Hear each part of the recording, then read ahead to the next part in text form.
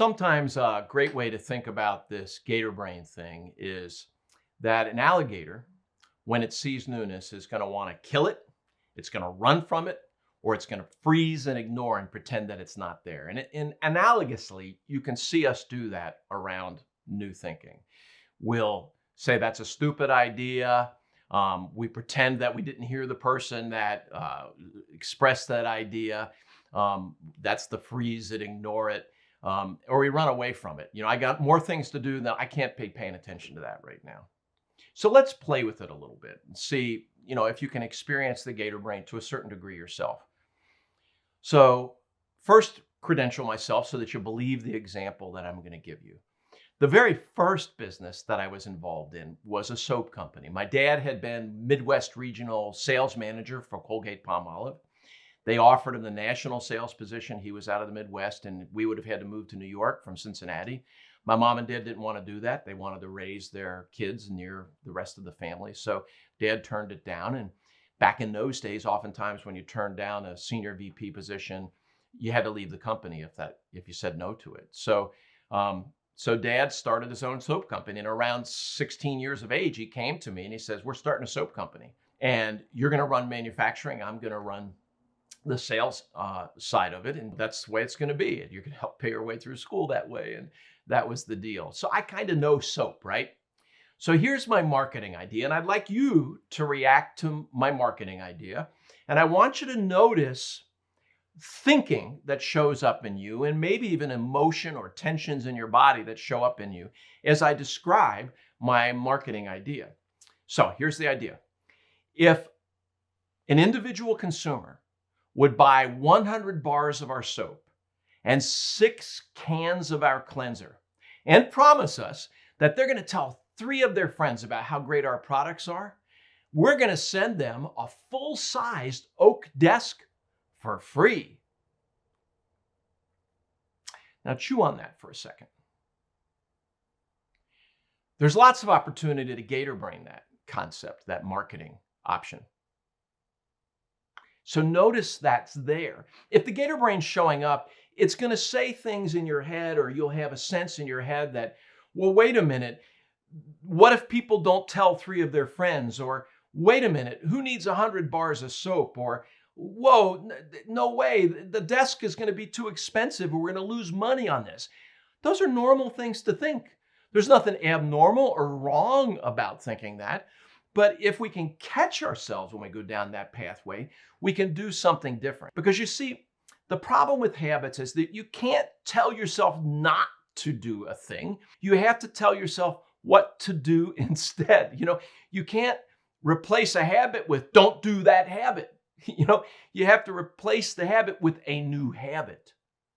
You have to fill that behavior. You have to fill that thought pattern. So how does that play out? Well, that is actually a real marketing idea that was done by the Larkin Soap Company out of Buffalo, New York, around the turn of the century. And, the Larkin Company was buying those desks by the trainload, and the cost of goods on soap, I'll tell you, big secret. Soap does not cost much to make. You want to start a small home business? Go into soap, because the margins are great.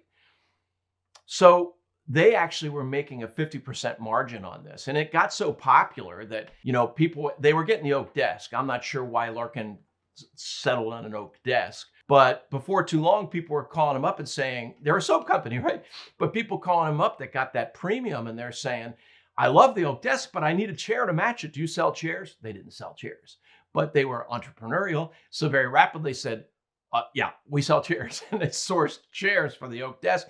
And before too long, they became like a catalog home goods sales company that rivaled Sears and Roebuck and Montgomery Ward. Companies that some people don't even know the name of, but since Amazon, but those are companies that they all did really well.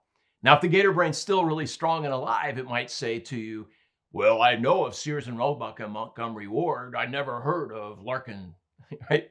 That's because when they were transitioning to public sale, they weren't successful at doing that, which is often the case with family-owned businesses for other gator brain kind of reasons that we could explore. So how do you fix that? Well, here's somebody that did quite naturally. So one day, one of my business colleagues and I, Newell Eaton, were Christmas shopping for our wives near our home in Saranac Lake, which is a small mountain town near where I live. And we walked into this store that I had heard of.